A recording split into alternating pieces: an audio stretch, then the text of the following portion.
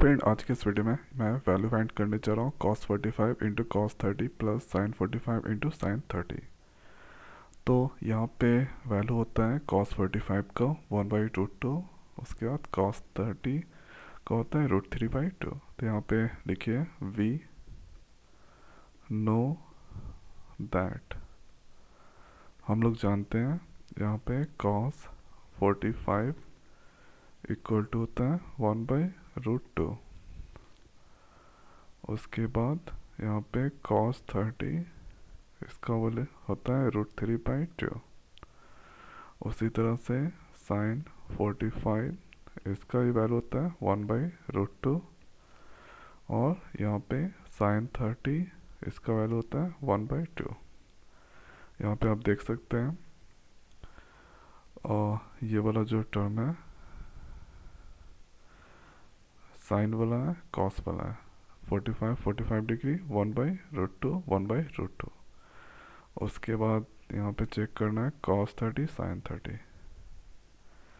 तो यहाँ पे sin 30 1/2, cos 30 √3/2। अब यहाँ पे ये सब चीज़ जानते हैं। उसके बाद यहाँ पे अब आगे जो है यहाँ पे लिख सकते हैं cos 45 1/√2, cos 30 √3/2। उसके बाद ये प्लस दे देते हैं sin 45 1/√2, sin 30 1/2। अब ऐसा है, दोनों को मल्टीप्लिकेशन में है, तो हम यहाँ पे लिख सकते हैं √3 2√2। 1 इंटू 1 1 2√2। ठीक है।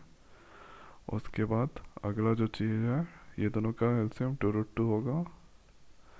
2√2 को 2 से डिवाइड करेंगे, √3 को 1 से मल्टीप्लाई करेंगे, तो ये √3 बचेगा। उसके बाद इसको इससे डिवाइड करेंगे तो 1 आएगा, 1 इससे मल्टीप्लाई करेंगे तो ये 1। तो यही इसका आंसर निकला। ठीक है। तो यहाँ पे हम लिख सकते हैं 1 प्लस √3/2√2। अब देखिए, बहुत सारे लोग √2 को नीचे नहीं चाहते हैं, तो यहाँ पे सिंपल आप √2 से ऊपर नीचे मल्टीप्लाई कर दीजिए, तो ये भी आंसर हो गया। अगर √2 नीचे नहीं चाहिए तो √2 को ऊपर नीचे से मल्टीप्लाई कर देंगे, तो इसको लिख सकते हैं √2 1 प्लस √3। उसके बाद 2, उसके बाद √2 इंटू √2, तो √2 1 प्लस √3। उसके बाद ये 2 हो गया, √2 इंटू √2 2 होता है, 2 इंटू 2 ये 4। ये भी आंसर। ठीक है। तो मैं आशा करता हूँ कि ये वीडियो आपको समझ में आ गया होगा। तो आज की वीडियो में इतना ही, मिलते हैं नए वीडियो में नए टॉपिक के साथ। Thank you.